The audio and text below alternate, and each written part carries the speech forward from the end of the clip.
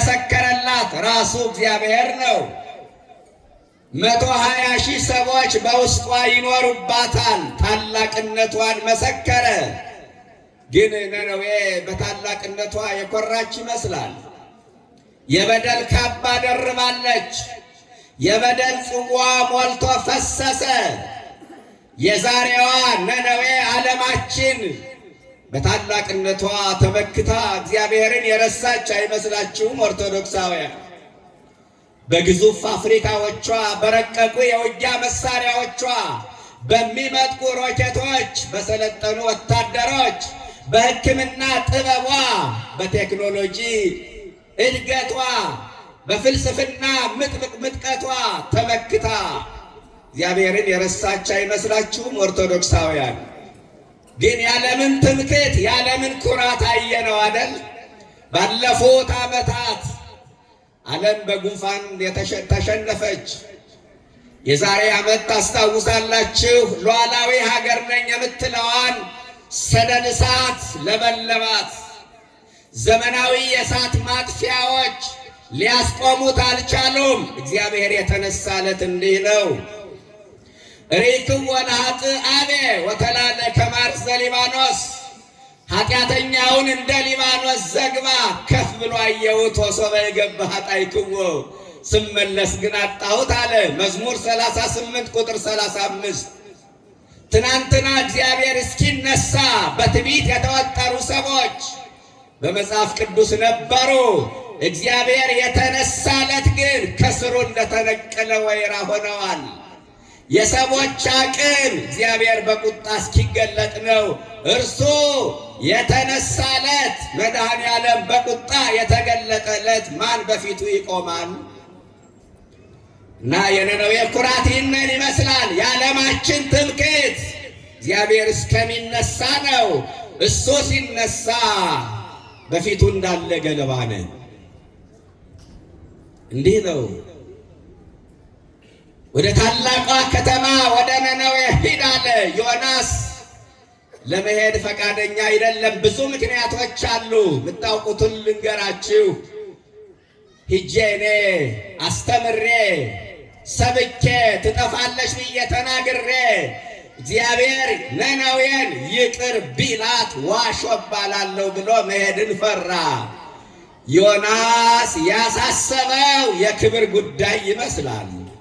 የፕሮቶኮል ጉዳይ ያስጨነቀው ይመስላል።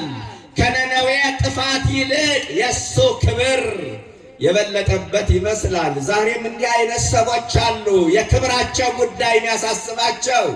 ሰው ተቸገረ አልተቸገረ፣ ሰው ተራበ አልተራበ ጉዳያቸው አይደለም። ክብራቸው እንዳይነካ ብቻ ጥረት ያደርጋሉ። የክብር ጉዳይ የሚያስጨንቃቸው ሰዎች ጨካኞች ናቸው። ምዕመናን አይራሩም፣ አያዝኑም። ዮናስ እግዚአብሔር ሁልጊዜ ይቅር ባይ አምላክ መሆኑን ያምናል። ጥሩ እኮ ነው። ፈራጅ መሆኑን ግን የዘነጋ ይመስላል። ከቃሉ ጋር ናቸው። ፈራጅ መሆኑን ዮናስ የረሳ የሚመስል ሰው ነው። እንዲህ አይነት ሰዎች ነበሩ በዘመናት። አርጌንስ የተባለ በርካታ መጽሐፍትን የጻፈ ሊቅ ነበረ። ሁልጊዜ እግዚአብሔር ይቅር ባይ ነው፣ መሐሪ ነው ብሎ ያምናል። በማንም አይፈርድም፣ ማንንም አይቀጣም ብሎ የሚያምን ሊቅ ነበር። በመጨረሻው ቀን ዲያብሎስን ሳይቀር ይቅር ይለዋል ብሎ የሚያምን ሰው ነበረ። የቤተ ክርስቲያን አባቶች ግን አስተምረው ትክክል እንዳልሆነ አውቀው አውግዘው ለይተውታል። ለምን? እግዚአብሔር ይቅር ባይ አምላክ ነው፣ ፈራጅም አምላክ ነው። የፍርድም አምላክ ነው፣ የፍቅርም አምላክ ነው። የምህረት አምላክ ነው፣ የመዓትም አምላክ ነው። በጥቃ ምህረቱ አሎ መዓቱ። በምህረቱ አጠገብ ቁጣው አለ። አንዳንዶቻችን እግዚአብሔር ፍቅር ነው እያልን ከኃጢአት ጋር ግንኙነት አድርገናል። እግዚአብሔር ፍቅር ነው እያልን በኃጢአትና በበደል ልቅ ሆነናል። አንዳንዶቻችን ደግሞ እግዚአብሔር ይቅር አይለንም ብለን ተስፋ ቆርጠን ከቤቱ ደንብረን ጠፍተናል።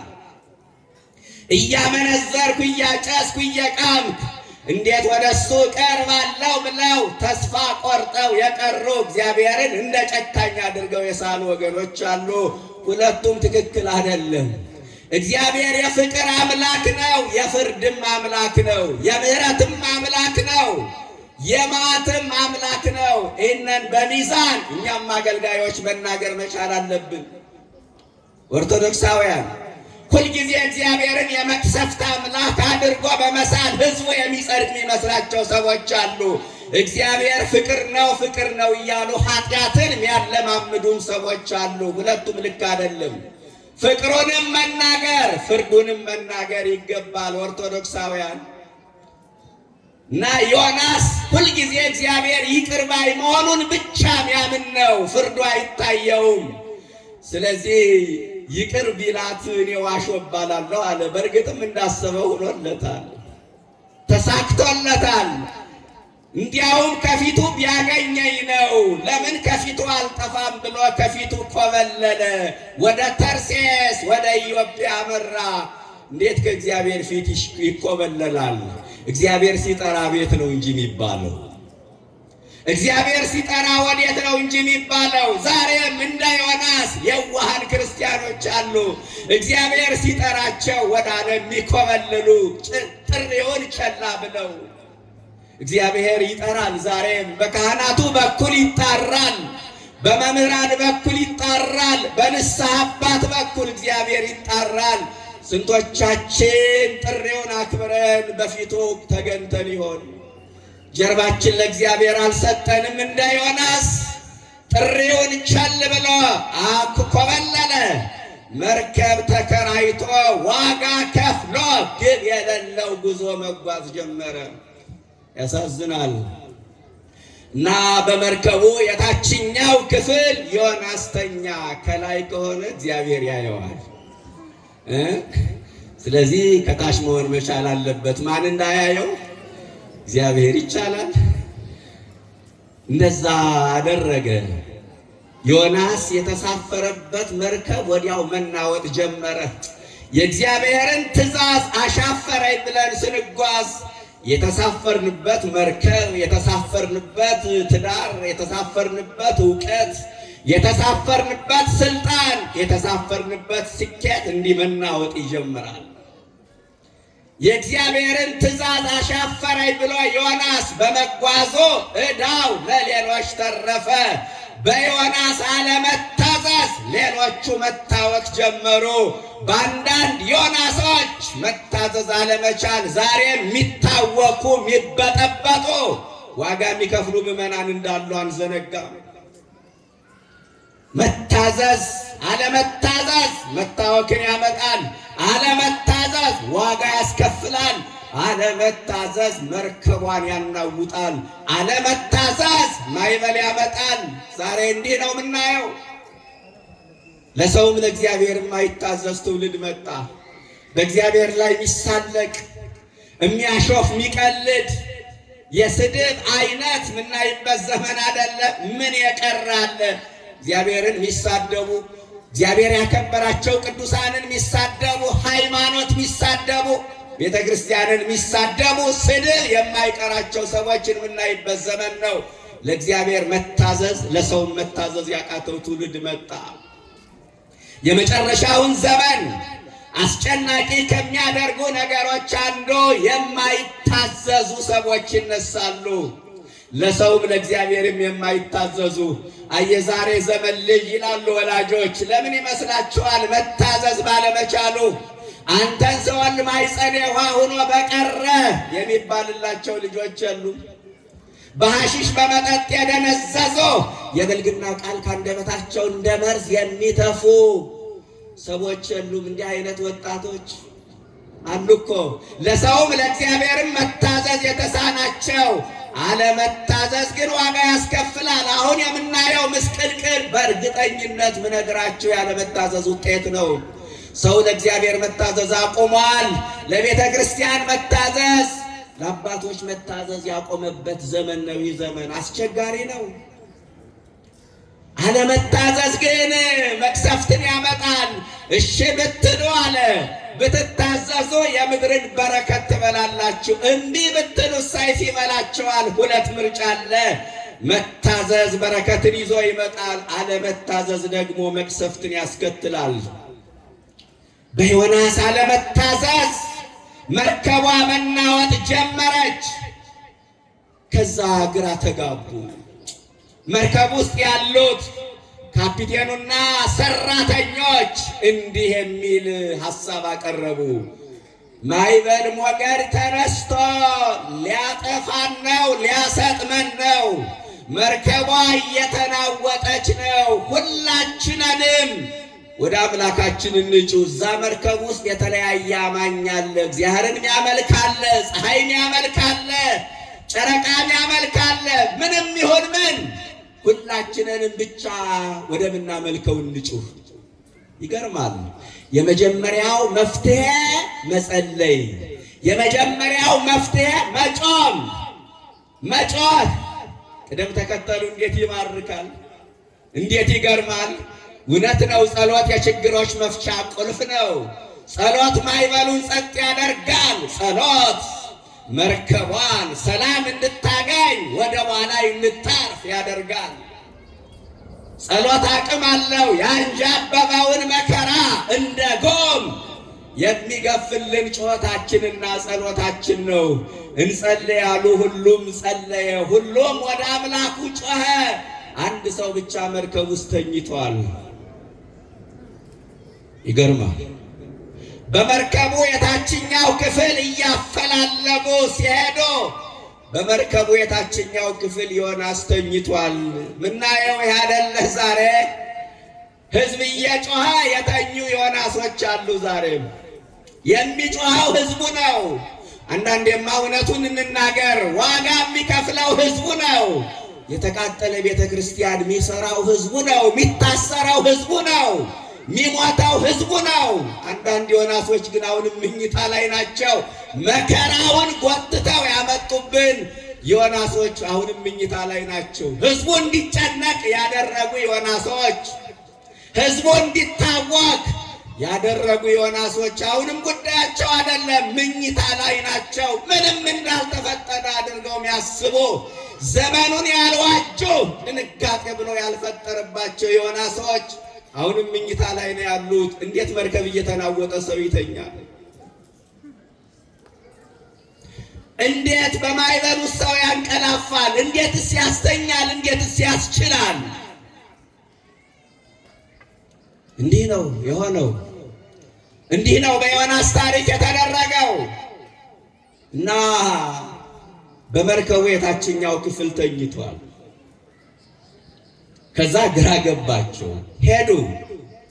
አንተ እኛ በማዕበል ውስጥ ሆነን እየጮኸን ተኝተሃል? ተንሥ ወጸውዕ ስመ አምላክከ፣ ተነስና የአምላክህን ስም ጥራ። ለመሆኑ ማነህ አሉት።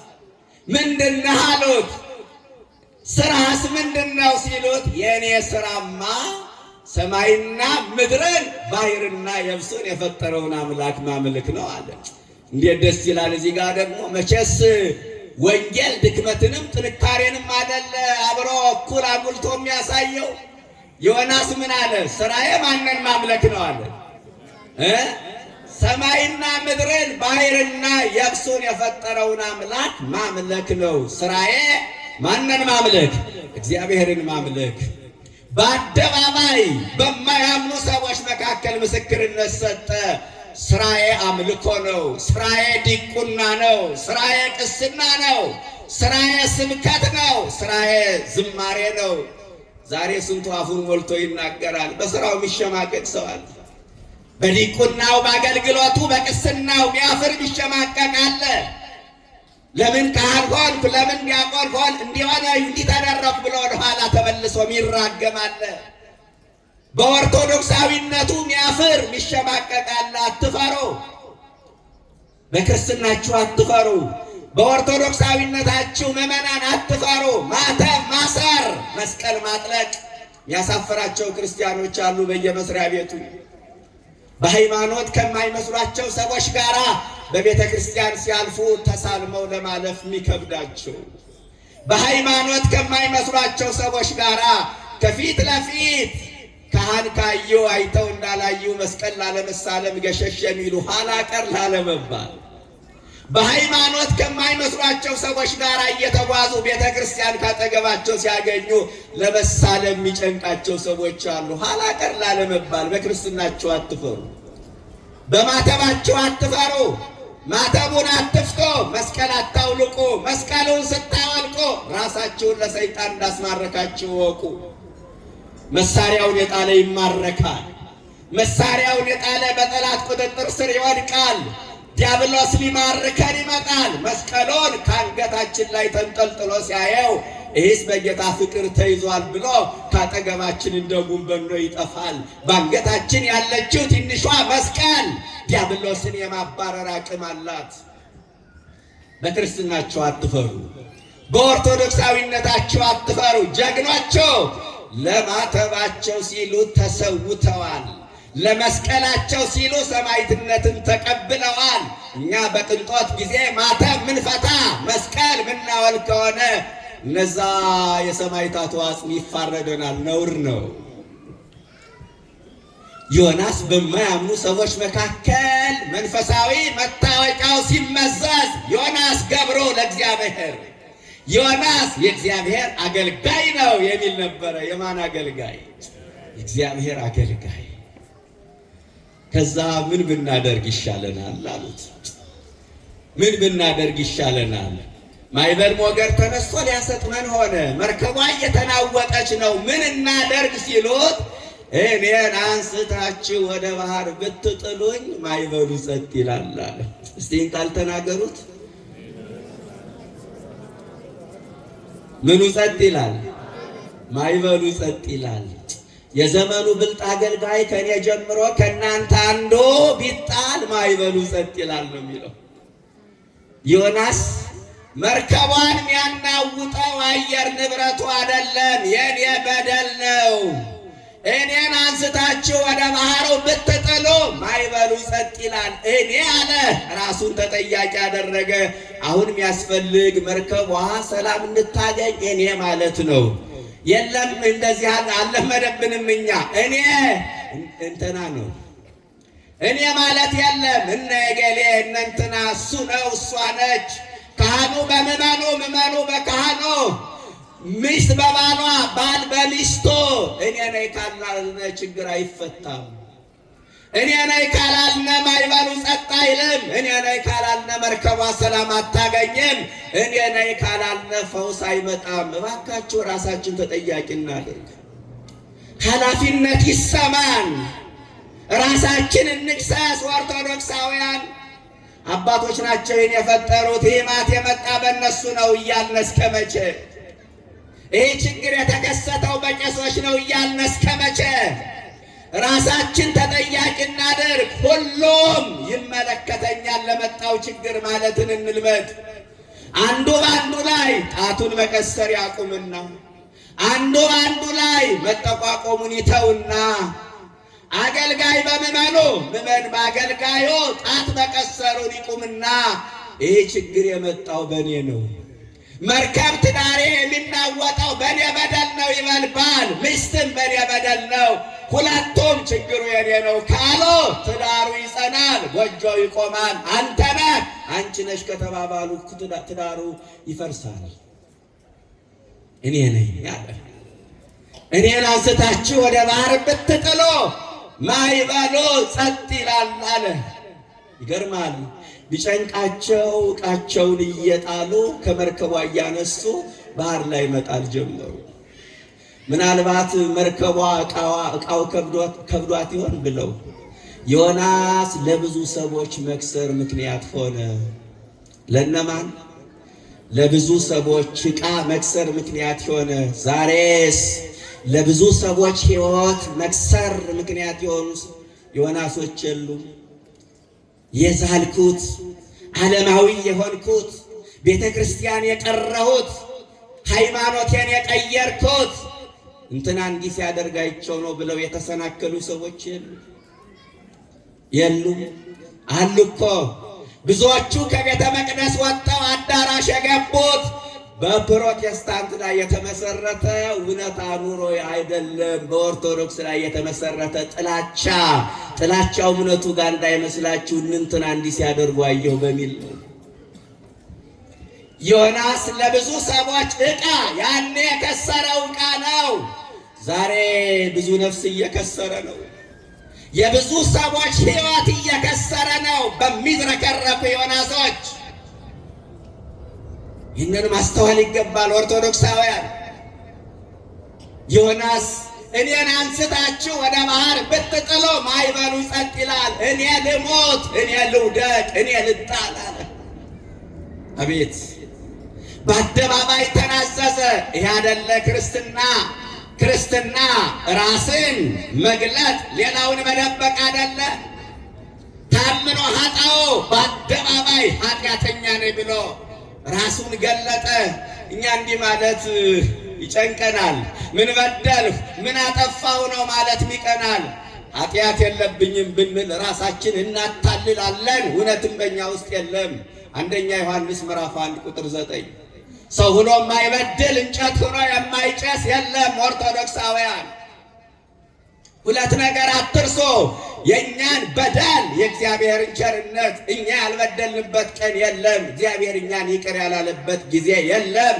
ታምኖ ኃጣው ኃጢአትን ማመን እንዴት ደስ ይላል! ራሱን በአደባባይ ገለጠ። ዮናስ በራሱ ላይ ፈረደ። ታላቁን ጦንስ መቃርስ ታላቁ አባት ቅዱስ መቃርስ ልጄ ሆይ በራስ ላይ ከፈረድክ እግዚአብሔር ፍርዱን ያነሳልሃል፣ በሌሎች ላይ ከፈረድክ ይፈርድብሃል። ዮናስ በራሱ ላይ ፈረደ። ዛሬም ማዕበል አለ። ዛሬም አለመረጋጋት አለ። ዛሬም መርከቧን የሚያናውጠው ማዕበል ብዙ ነው። ፖለቲካው መርከቧን የሚያናውጥ ማዕበል ነው። ብሔርተኝነቱ መርከቧን የሚያናውጥ ማዕበል ነው። የዛሬ 2 ዓመት የዛሬ ዓመት መቼ ነው? ወደዛ አንገባም፣ ታውቁታላችሁ። መርከቧን የሚያናውጥ ማዕበል ነው። ጥቁር ያስለበሰ ማዕበል ነው። ተሐድሶው መርከቧን የሚያናውጥ ማዕበል ነው። ሐሰተኛ አጥማቂው መርከቧን የሚያናውጥ ማዕበል ነው።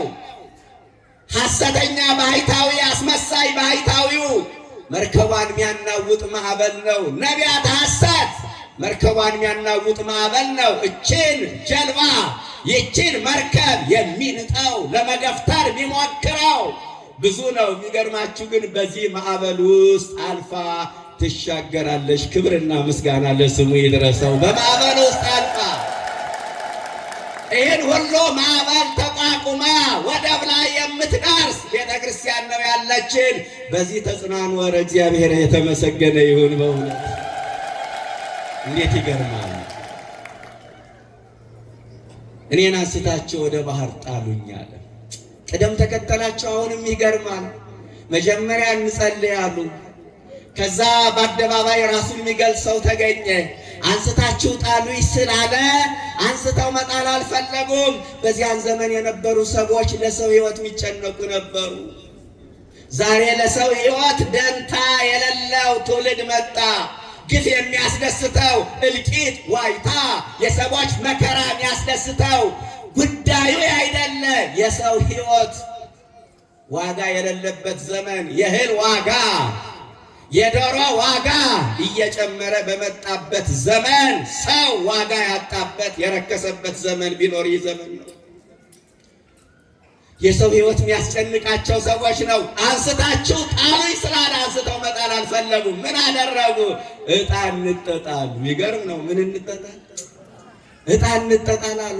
አቤት ቅደም ተከተል! ዕጣ ተጣጣሉ። ዕጣው ዮናስ ላይ ወጣ።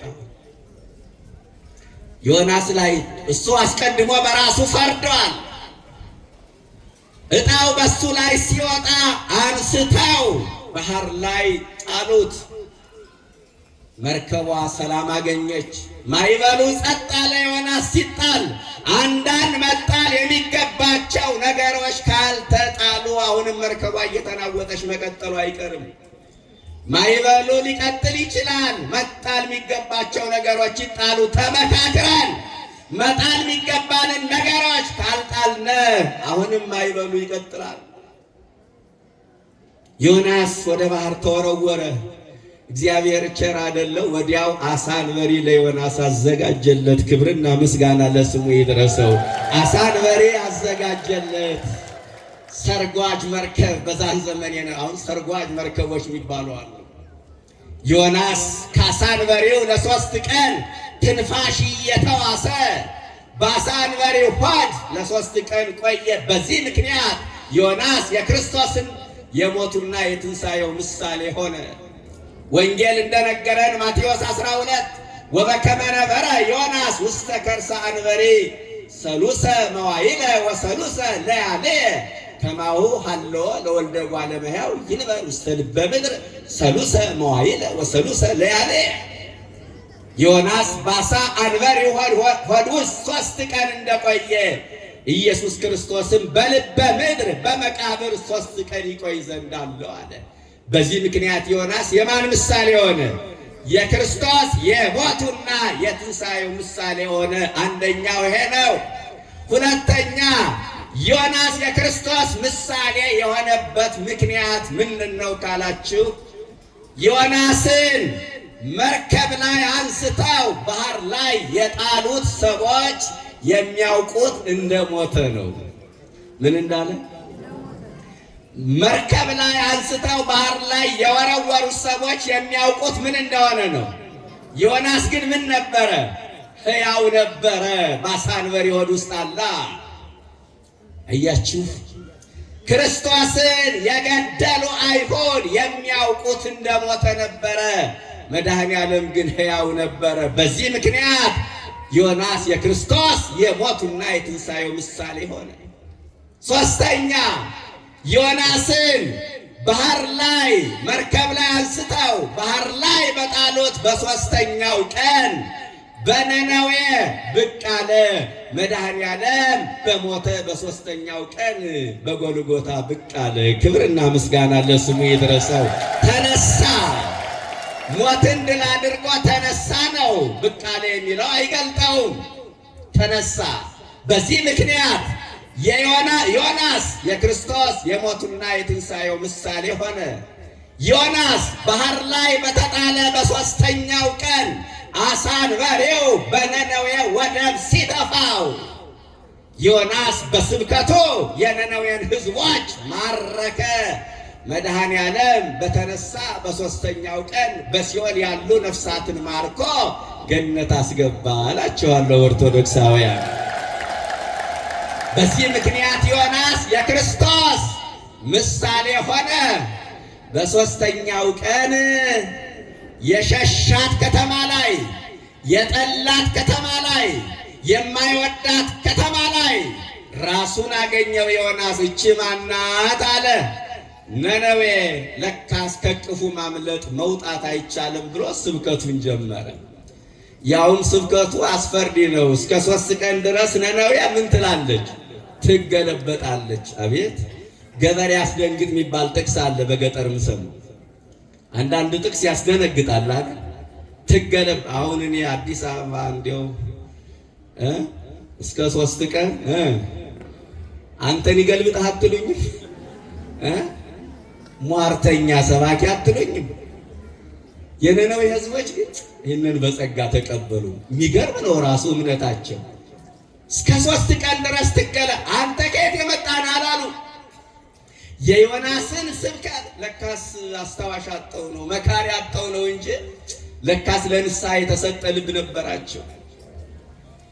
በ3ኛው ቀን ነነዌ ትገለበጣለች። ንስሐ ከገባሽ ከመገልበጥ ትተርፋለች፣ ከውድቀቷ ትነሳለች። እግዚአብሔር በምህረት ይጎበኛታል አለ። ከዛ ወዲያውኑ የዮናስን ስብከት ሰምተው ንስሐ ገቡ፣ ጾሙ፣ ጸለዩ። ጠቅለል ስናደርገው ዮናስ ስለ ንስሐ የሰሙት የነነዌ ሕዝቦች ስንት ቀን ነው? 1 ቀን ነው። ምዕመናን፣ እኛ ብዙ ዓመታት ስለ ንስሐ ሰምተናል። የንስሐ ሕይወት ግን አይታይብንም። ቅድም እንደነገርኳችሁ እባካችሁ ኃጢአት እስከሰራን ድረስ ንስሐ ያስፈልገናል። ልብሳችን መቼ እንደቆሸሸ ሳናውቀው ቆሽሾ እናገኘዋለን። ሕይወታችን መቼ እንደቆሸሸ ሳናውቀው በኃጢአት ረክሶ እናገኘዋለን። ውሃ ባይኖር ኑሮ ልብስን ገዝቶ መልበስ አይታሰብም። ንስሐ ባይኖር ኑሮ ሰብናችን ማሰብ ይከብደናል። ከንስሐ የተለየ ሕይወት አይኑረን ወገኖቼ። ሞትን ያህል ዕዳ ይዞ የምን መዘናጋት ነው?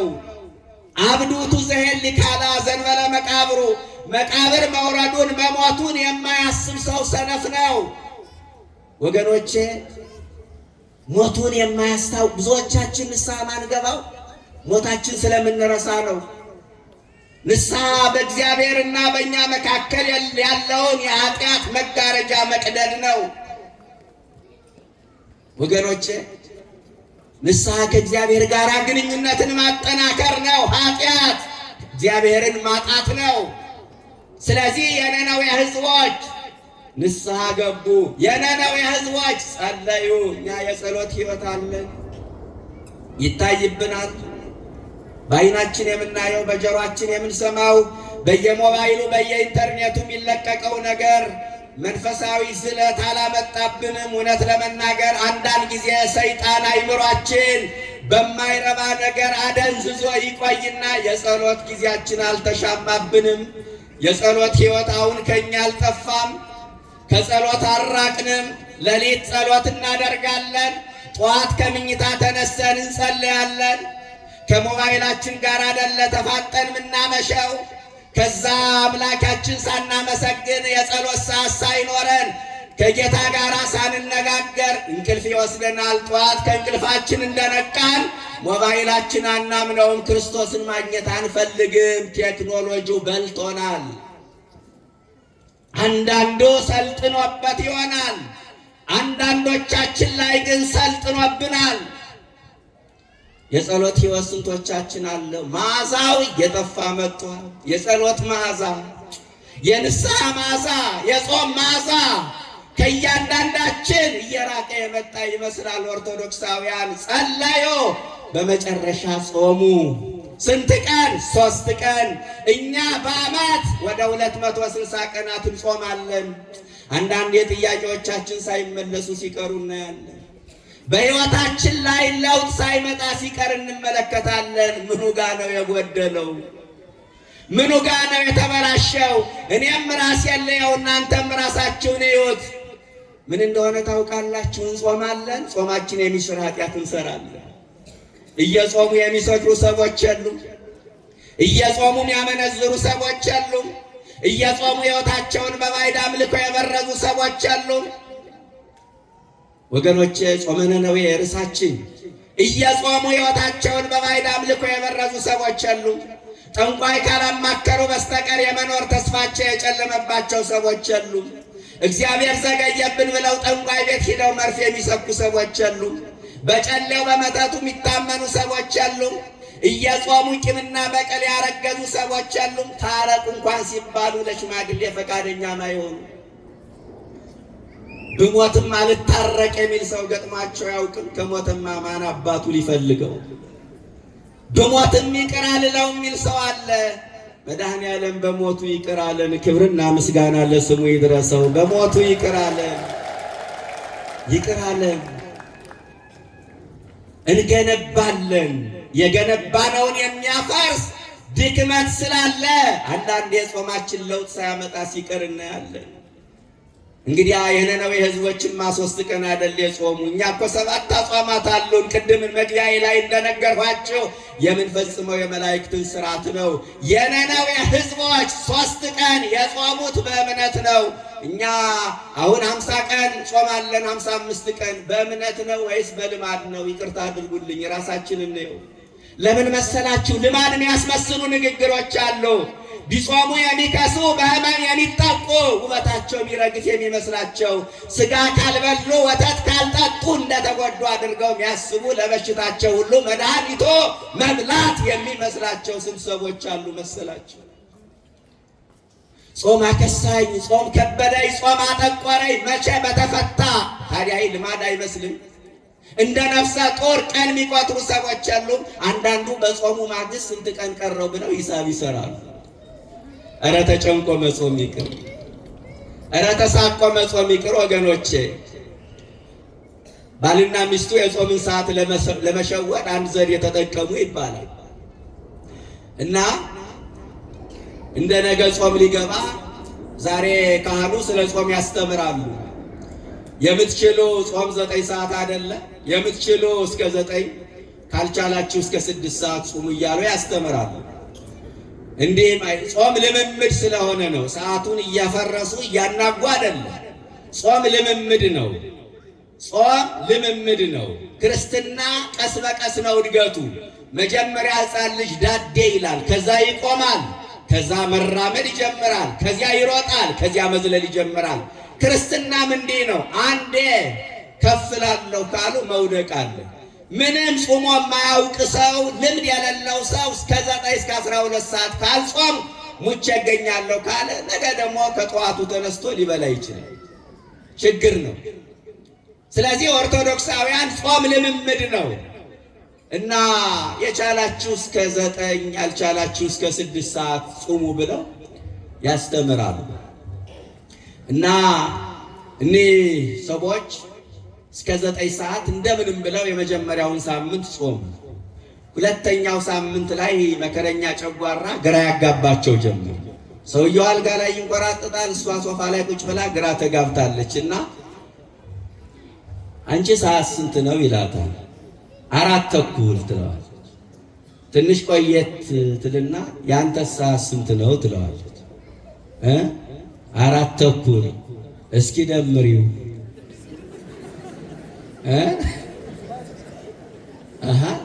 9 ሰዓት ነዋ። እና ታዲያ ምን ትሰሪያለሽ? ካህኑ እኮ ያዘዙን እስከ 9 ሰዓት እንድንጾም ነው። በይቶሎ ምሳ አቅርቢ ያለ ይባላል። ተጨንቆ መጾም ይቅር ያልኳችሁ ለዚህ ነው። እንዴ ጾም በሂሳብ አይደለም፣ በብልጠትም አይደለም ወገኖቼ፣ በየዋህነት ነው። አንዳንዱ ደግሞ የባለፈው ጾም መቼ ወጥቶ ነው አሁን እነዚህ ቄሶች ጾም ገባ የሚሉን ብሎ ደግሞ ያጉረመርማል። ዘመነኛው ትውልድ ጾም ሕዋሳትን እየገደለ እድሜ ያሳጥራል ብሎ ያምናል።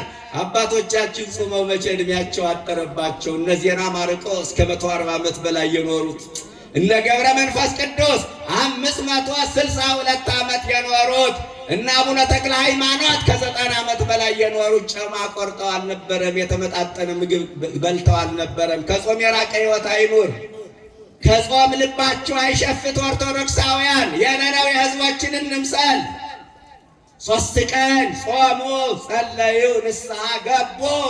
በ3ኛው ቀን ሊያጠፋቸው የመጣው እሳት ጠፋላቸው እላቸዋለሁ። ኦርቶዶክሳውያን ሊያጠፋቸው የመጣው እሳት ጠፋላቸው። 3 ቀን መጾም፣ 3 ቀን መጸለይ፣ 3 ቀን ንስሐ መግባት አክቶን ያው ከነ ችግራችንን ማቅቃለን።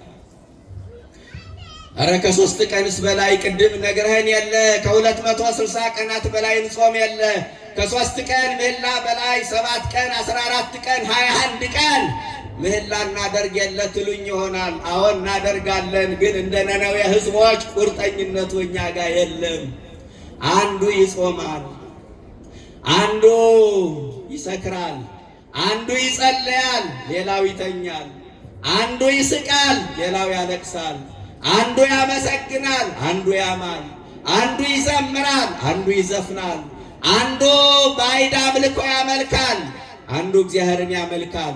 አንዱ ወደ ታቦቱ ነው፣ አንዱ ወደ ጣዖቱ ነው። አንዱ ካህኑን ይፈልጋል፣ ሌላው ጠንቋይ ይፈልጋል። እንዴት አይነት ቁርጠኝነት ይኖረን ታዲያ በዚህ መካከል? ይህ ነው ችግሩ። የነነዌ ሕዝቦች ብሔራዊ ጾም፣ ብሔራዊ ንስሐ፣ ብሔራዊ ጸሎት አደረጉ። ወገኖቼ እኛም ለኢትዮጵያውን የሚያስፈልገው ይሄ ነው። ብሔራዊ ጾም፣ ብሔራዊ ጸሎት።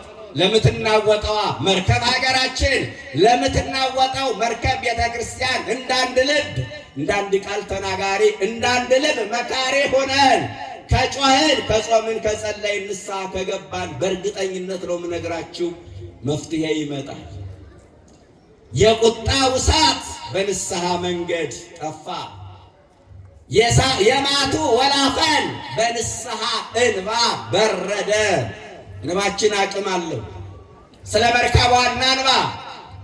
እንባችን አቅም አለው። እንባችን ጉልበት አለው። በኃያላን ማይሸነፈው እግዚአብሔር በእንባችን ይሸነፋል።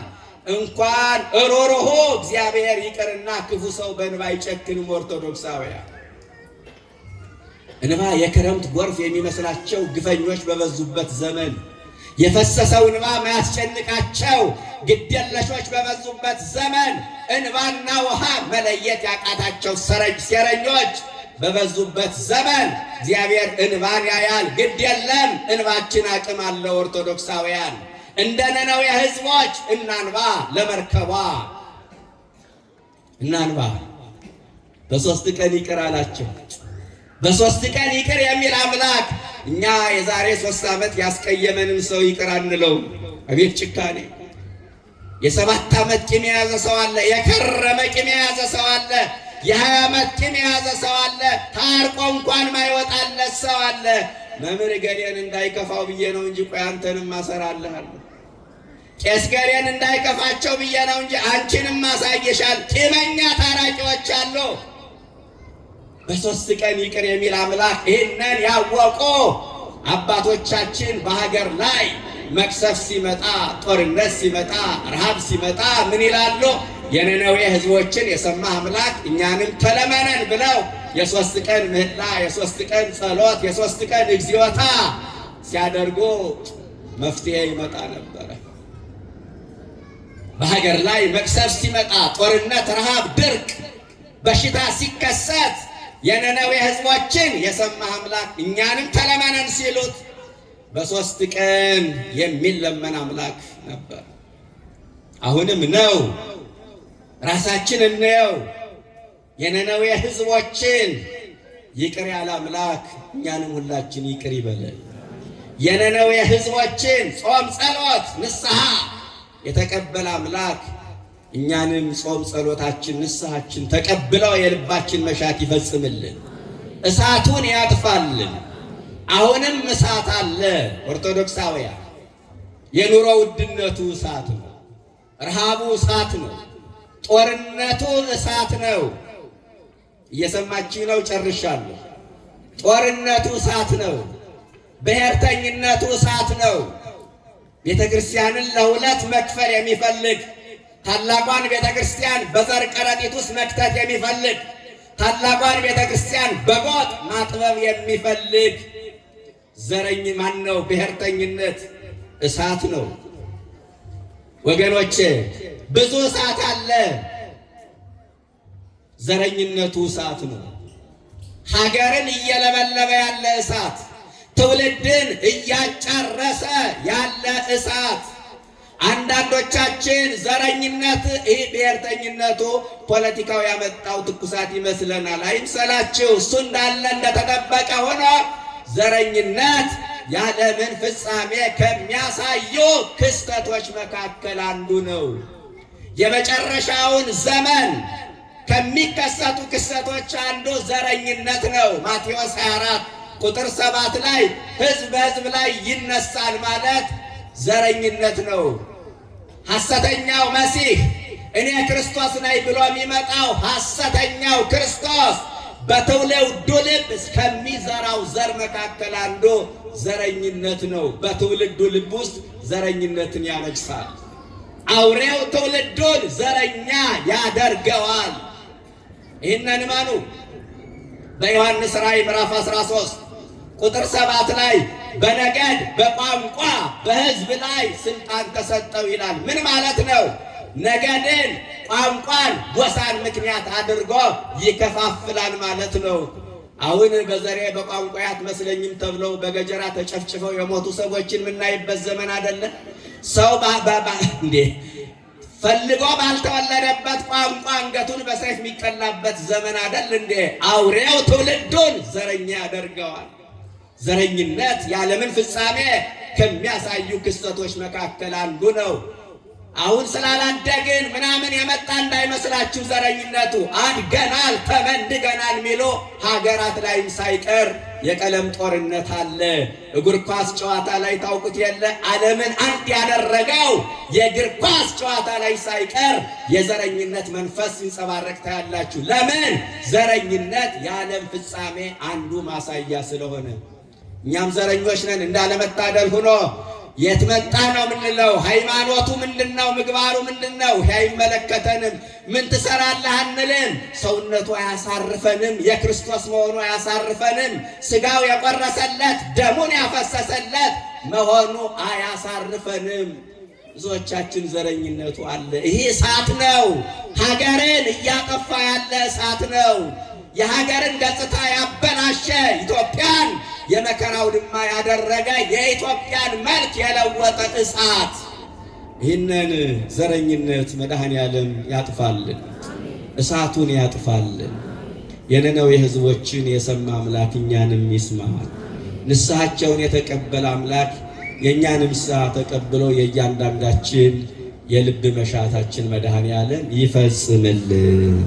ከዚህ የቀረውን ክቡር አባታችን መላከ ፀሐይ መምህር ተስፋ ማርያም ነጋሽ ወንጌላዊ ናቸው። እውነት ለመናገር ወንጌላዊ ናቸው። ወንጌል እንዲሰበክ፣ ጉባኤ እንዲደምቅ፣ ነፍሳት ቃሉን ሰምተው እንዲድኑ ከሚፈልጉ ከሚተጉ አባቶች መካከል አንዱ ናቸው። ይህንን እናንተ ምስክሮች ናችሁ። ለወንጌል ምን ያህል ቀናይነት ፍቅር እንዳላቸው እናንተ ታውቃላችሁ። ምንናገረው እናንተ የምታውቁትን ነገር ነው በነገራችን ላይ።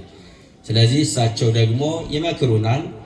አስተዳደሩን በሰላም በፍቅር የሚመሩ አባት ናቸው። ፍቅር፣ ትሕትና የሚነበብባቸው አባት ናቸው። እሳቸው ይመክሩናል፣ ያስተምሩናል። ስለነበረን ጊዜ ሁሉ የእግዚአብሔር ስም የተመሰገነ ይሁን። ወስብሐት ለእግዚአብሔር።